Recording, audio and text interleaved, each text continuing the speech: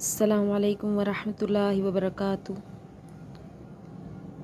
जी, आज का जो लेसन है लेसन नंबर 18 और लेसन नंबर 17 में मैंने दो ज़ेर के बारे में बताया था और आपको समझ आ गया होगा, यानी उनकी मश्क वगैरह सब करवाई थी मैंने उसमें और कवायद के साथ बताया था मैंने।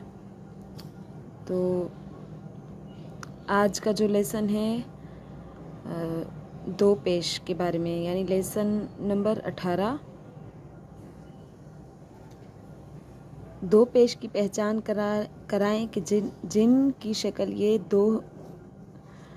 ये हैं, उनमें एक पेश सीधी और एक पेश उल्टी लिखी जाती है। जिस राह पर एक पेश हो से पुर पड़ा जाता है यानी मोटा, इसी तरह दो पेश वाली राह भी पुर होगी यानी मोटी पड़ी जाएगी, यानी दो पेश वाली राह भी मोटी पड़ी जाएगी।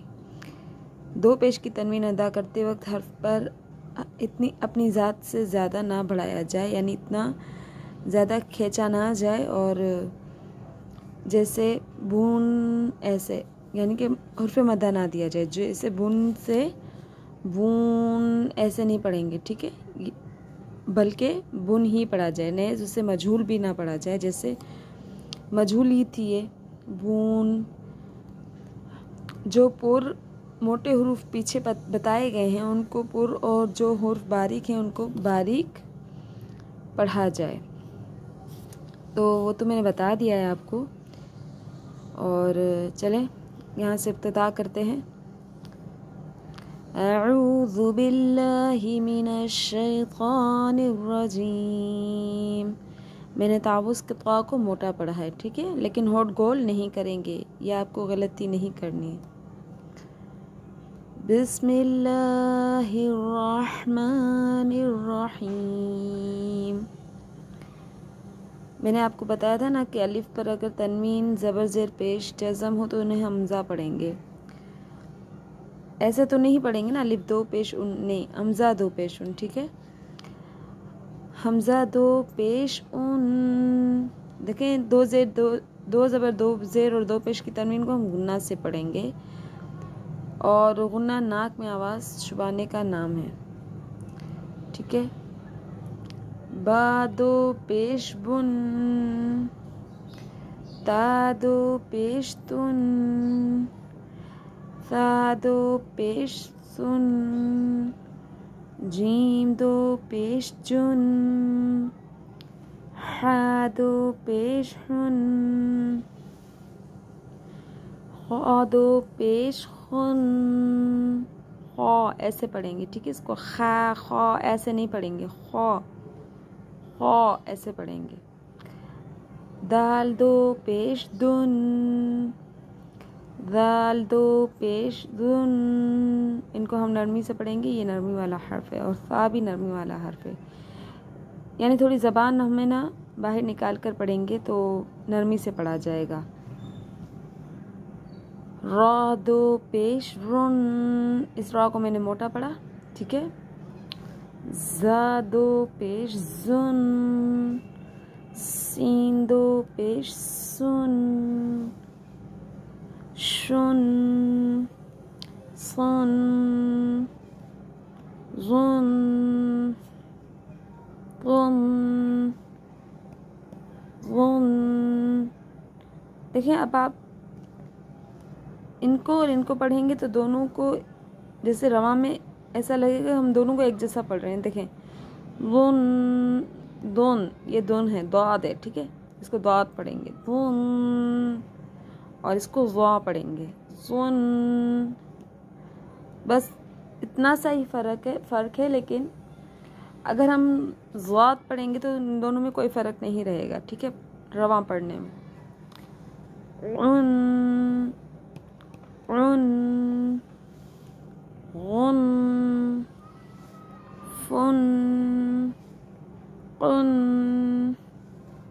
कुन, लुन, मुन, नुन, वुन, हुन, हुन। ये भी हा है, ये भी हा है, ठीक है, दोनों को ऐसा ही पढ़ेंगे। उन, युन। अब आ जाते हैं हम मश्क की तरफ। बास कलमात में कुछ हर्फ मोटे और कुछ बारीक पढ़े जाते हैं, जैसे ज़ुलालुन में ज़ा पुर है और लाम बारीक है।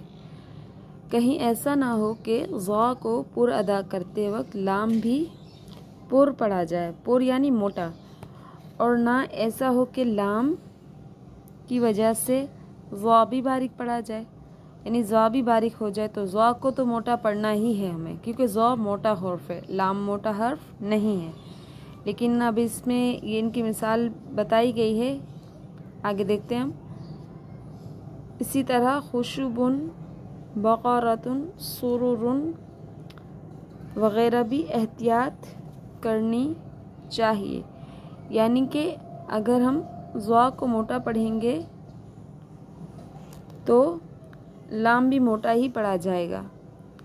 ज़ुलालुन, ठीक है, आप खुद भी पढ़ने से ही पता चल रहा है कि लाम मोटा पढ़ा जा रहा है।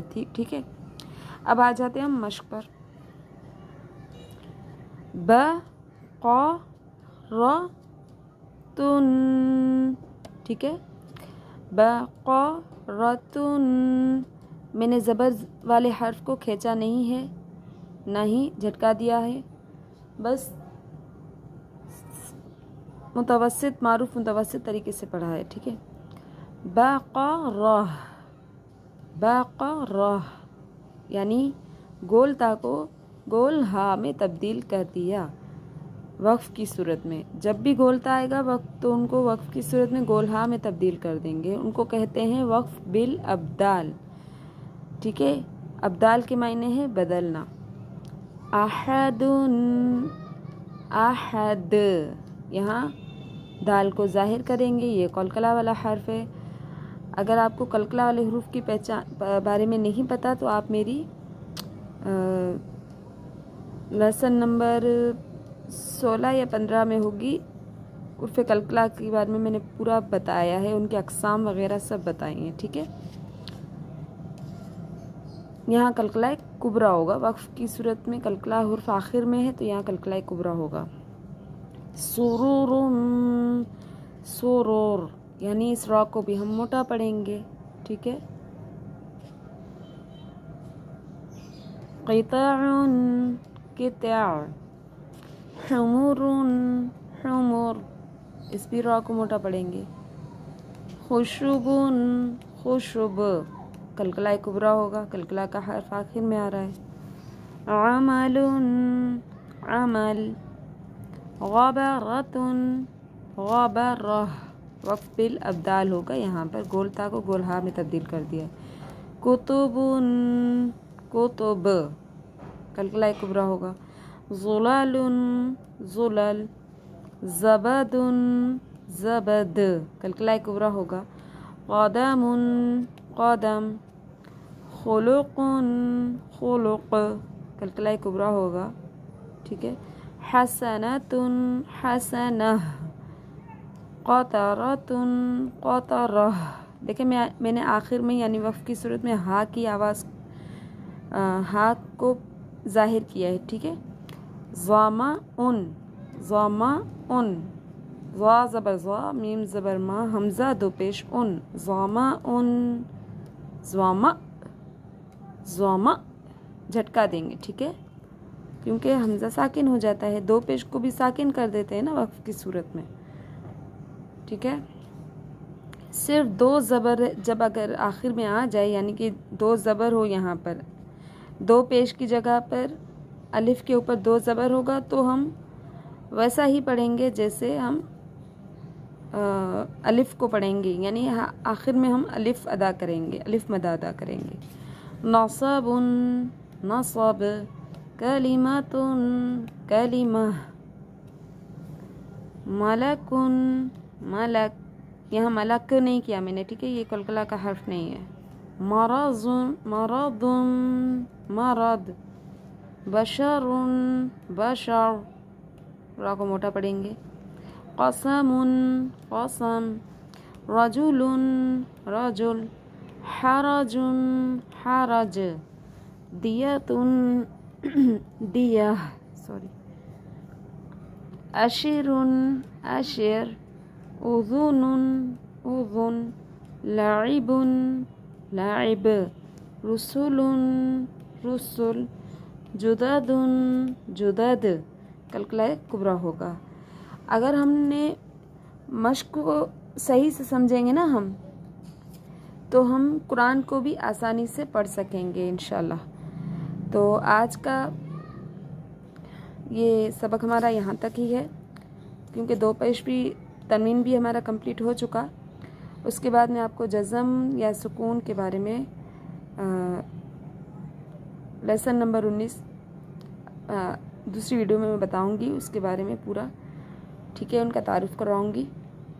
और अगर आपको समझ आ जाए या ना आए तो आप प्लीज़ कमेंट्स में मुझे बता दीजिएगा, ठीक है।